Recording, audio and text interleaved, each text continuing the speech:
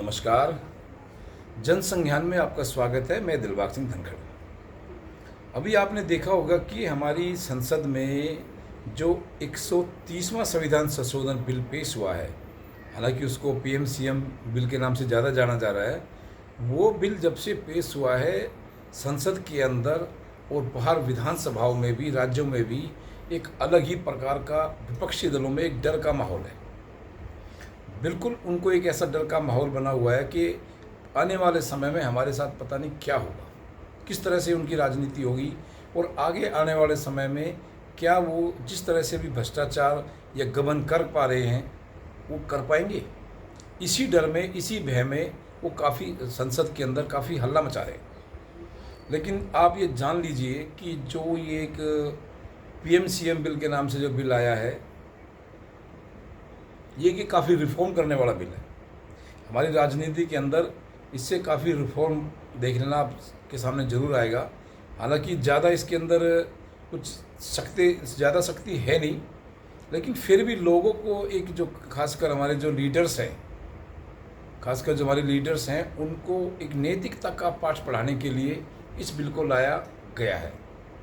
आपने देख भी लिया होगा कि जब एक अन्ना आंदोलन की मुहिम चली थी, उसमें जो एक अन्ना आंदोलन को आगे जो लीड कर रहे थे अरविंद केजरीवाल, बाद में दिल्ली के सीएम भी बने, उस टाइम वो इतने सख्त लोकपाल बिल की बात कर रहे थे कि भाई जैसे कि अगर लोकपाल बिल आ जाता है तो देश के अंदर से भ्रष्टाचार बिल्कुल ख़त्म हो जाएगा, सारे नेता जेल के अंदर होंगे। और उस बिल के ऊपर तो लालू प्रसाद यादव ने उस बिल को, लोकपाल बिल को बोल दिया था ये तो मुर्दा घर है। यानी लोकपाल बिल के लिए लालू ने बोला था मुर्दा घर है।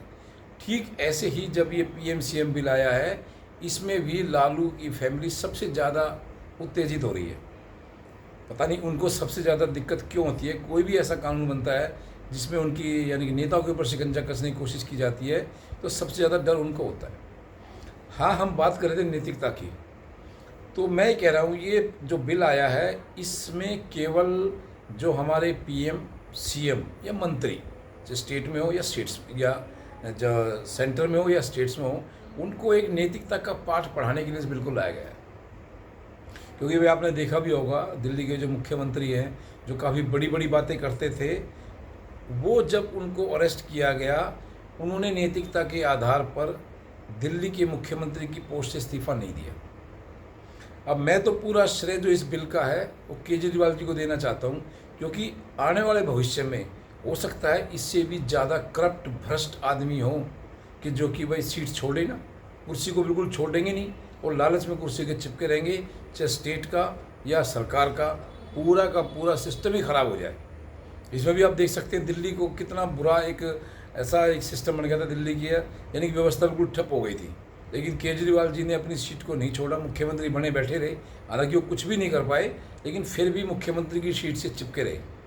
इसी को देखते हुए भारत सरकार को, खासकर हमारी संसद को, हमारे प्रधानमंत्री मोदी जी को या उनकी टीम को ये लगा कि भाई हमारे जो देश के अंदर जो भी जितने भी नेता बचे हैं, उनसे आप कोई नैतिकता की उम्मीद ना करें। बिना सख्त कानून के आप उनको नैतिकता का पालन उनसे नहीं करा सकते। तो इसी को देखते हुए अब ये जो सीएम पीएम बिल इसको कह सकते हैं, लाया गया है। इस बिल में कोई ज़्यादा, मुझे लगता है कि ज़्यादा कोई कठिनाई नहीं है, कोई ज़्यादा सख्ती भी इस बिल के अंदर आपको नहीं नज़र आएगी। क्यों? सिर्फ इसमें क्या है, ये सीएम पर लागू होगा, पीएम पर लागू होगा और जो मिनिस्टर होंगे उन पर लागू होगा। वो भी कब होगा? जब वो 1 महीना जेल में हो जाएंगे, यानी कि हिरासत में रहेंगे और उनको 1 महीने तक बेल नहीं मिलेगी। और ऐसे जो मामले होंगे जिनमें कि उनको 5 साल तक की या उससे ज़्यादा सज़ा हो सकती है, ऐसे ही मामलों में ये बिल केवल लागू होगा। अब आप समझ लीजिए, अगर कोई सांसद बन गया है, कोई एमएलए बन गया है, विधायक बन गया है, तो उनकी ना संसदीय पे कोई खतरा है, ना उनकी कोई विधायकी पे खतरा है। फिर भी वो इतना इसका हल्ला मचा रहे हैं कि सरकार को इस बिल को, अभी खाली पेश ही हुआ है और ये जेपीसी में जाना है, बिल्कुल बोल दिया गया है कि बिना जेपीसी में जाए इस बिल को हम पास नहीं करेंगे। हर दल की इसमें एक सहमति लेना बहुत ज़रूरी है। सॉरी। तो इस प्रकार आप देखेंगे कि जो हमारे देश के जो नेता हैं, खासकर जो हमारी पॉलिटिकल पार्टीज़ हैं, वो कितने भी धन इकट्ठा कर लें, कितना भी करप्शन घोटाला कर ले, लेकिन उनसे आप नैतिकता की उम्मीद नहीं कर सकते। इस बिल ने हमारे देश की जो एक राजनीति है उसका स्तर बिल्कुल निम्न स्तर पर पहुंच गई है, ये इस बिल से बिल्कुल प्रतीत होता है। अन्यथा जब हमारा देश का संविधान बना था उस समय किसी को भी इस बिल की ज़रूरत महसूस नहीं हुई थी, क्योंकि लोगों के अंदर उस समय नैतिकता थी, उनके कुछ मूल्य थे, उनके कुछ संस्कार थे कि भाई वो अगर उनके पास कोई ऐसी दिक्कत आती है, भाई कोई केस बनता है या गिरफ्तार होते हैं तो वो इस्तीफा दे देंगे, और अभी तक ऐसा होता भी आ रहा था। लेकिन अब ऐसे ऐसे जीव हमारी राजनीति में आ चुके हैं कि उनसे आप किसी भी तरह की उम्मीद ना करें। तो इसी चीज़ को देखते हुए अब हमारे देश के अंदर ये एक जो पीएम सीएम बिल लाया गया है, इसकी जो एक रूपरेखा भी तैयार हो गई है, और जेपीसी में जाने के बाद ये इस सत्र में तो पास होगा नहीं है, लेकिन आगे शीतकालीन सत्र में ये बिल ज़रूर पास हो जाएगा। और इससे जो हमारे जो नेताओं के अंदर जो एक खलबली है वो बिल्कुल साफ दिखाई दे रही है। लेकिन आपने एक चीज़ और भी देखी होगी कि हम लोग, या कई बार मीडिया में भी या सोशल मीडिया में या व्हाट्सएप पे भी काफ़ी आपने देखा होगा कि अगर भाई ये बात खुल के भी आई है सामने भी, अगर कोई सरकारी कर्मचारी 2 दिन तक भी जेल में रह जाता है, हिरासत में रह जाता है, तो उसकी नौकरी ख़त्म, यानी कि इमीडिएट वो सस्पेंड, चाहे उस पर कोई आरोप सिद्ध हो या ना हो। लेकिन दूसरी तरफ हमारे जो नेता हैं इन पर ऐसा कोई कानून नहीं था, ये पूरा उसको भरसक इस्तेमाल कर रहे थे, अपने पद का, अपने यानी कि पावर का पूरा इस्तेमाल कर रहे थे।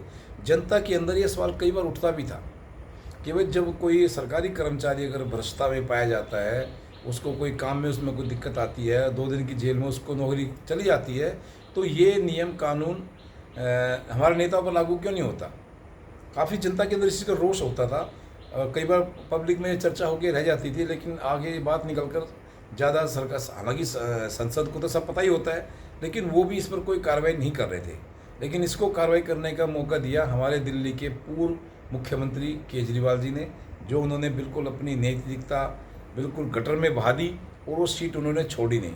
इसलिए संसद को एक ये बिल पास लाना पड़ा। भाई तुम ऐसे नहीं मानोगे, क्योंकि किसी वो पुरानी कहावत है, अब जूते का यार बातों से नहीं मानता, तो जूत से ही मानेगा। तो जब तक इन पर जूते नहीं पड़ेंगे कानून के बिल के ज़रिए, इन पर कोई फ़र्क नहीं पड़ेगा। तो इस चीज़ को देखते हुए जो हमारी संसद ने बिल लेके आई है, ये बहुत ज़रूरी है, बहुत अच्छे टाइम पे लेके आई है, क्योंकि अभी इसके बाद जो अभी आप देखेंगे कि जो नया जो हमारा परिसीमन होने वाला है, हमारा जो नया परिसीमन होगा शायद 26 में शुरू हो जाएगा, देश की जनसंख्या की काउंटिंग शुरू हो जाएगी। उसके बाद से तो राजनीति में और ज़्यादा सीटें बढ़ने की उम्मीद है। राज्य में विधायक बढ़ेंगे, लाजमी है, पॉपुलेशन बढ़ रही है तो उसके हिसाब से जरूर बढ़ेंगे, और ऐसे ही हमारे सांसद भी बढ़ेंगे। तो उस तरह से अगर आने वाले टाइम में एक बहुत बड़ा एक वर्ग और तैयार होगा, तो उस वर्ग को भी कंट्रोल करने के लिए जो ये सीएम पीएम बिल है, ये बहुत सही समय पर लाया गया है, और इसको बिल्कुल पास भी होना चाहिए। और साथ में इसमें एक छोटी सी कमी मुझे लगता है कि थोड़ी सी और होनी चाहिए कि इनकी जो सैलरी होती है, जो हमारे नेताओं की जो सैलरी होती है, उस सैलरी पर भी टैक्स लगना चाहिए, क्योंकि ये तो पहले इतना पैसा कमा लेते हैं, इनके पास तो इतना अरबों खरबों रुपए इनके पास होता है कि फिर भी इनकी जो सैलरी पर कोई टैक्स नहीं होता, बिल्कुल फिर टैक्स फ्री इनकी सैलरी होती है। तो इस तरह से इन पर अगर टैक्स भी लगता है तो हमारे यानी कि आम समाज के अंदर भी एक धारणा है कि भाई नेताओं का जो सैलरी उस पर कोई टैक्स क्यों नहीं लगता। और एक चीज़ और भी है इसमें, कई स्टेटों में ख़त्म कर दिया हालांकि ये, लेकिन अभी भी चल रहा है कि अगर कोई आदमी 2 बार एमएलए बना है तो उसकी 2 पेंशन हो गई। अगर कोई आदमी 3 बार एमपी बन गया तो उसकी 3 पेंशन एमपी की होगी। यानी कि अगर कोई आदमी 3 बार एमपी और 3 बार एमएलए बन गया तो उसकी 6 पेंशन ज़िंदगी भर वो लेगा। तो ये भी क्या है, एक तरफ तो कहते हैं हम देश की सेवा करते हैं, जो राजनेता होते हैं वो कहते हैं हम देश की सेवा कर रहे हैं, पब्लिक की सेवा कर रहे हैं, तो पब्लिक की सेवा में इतना फंड क्यों, इतना फंड किस लिए। तो एक एक आदमी 6-6, 7-7 अगर पेंशन लेगा तो कितना बड़ा घाटा हमारे देश के जो एक टैक्स पेयर का पैसा जा रहा है। आपको पता होगा प्रकाश सिंह बादल को 9 पेंशन मिलती थी, यानी कि प्रकाश सिंह बादल को 9 पेंशन मिलती थी, और 9 बार चुनाव जीते थे तो उनकी 9 पेंशन हो गई थी। अब लगाओ कितना पेंशन किसी भी एक आदमी को जाएगा, और ऐसे हमारे कितने एक्स एमपी एमएलए हमारे भारत के अंदर होंगे।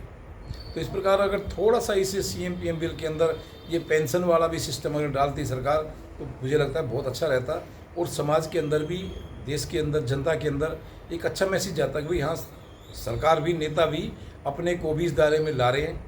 जैसे मोदी जी ने कहा भी तक भाई मैं भी अपने को इस दायरे में ला रहा हूँ, तो अपने ऊपर भी मैं कानून बना रहा हूँ। तो थोड़ा सा ये टैक्स का स्लैब यानी कि पेंशन का सिस्टम और कर देते, क्योंकि आपको पता है कि पेंशन सबकी ख़त्म कर दी है।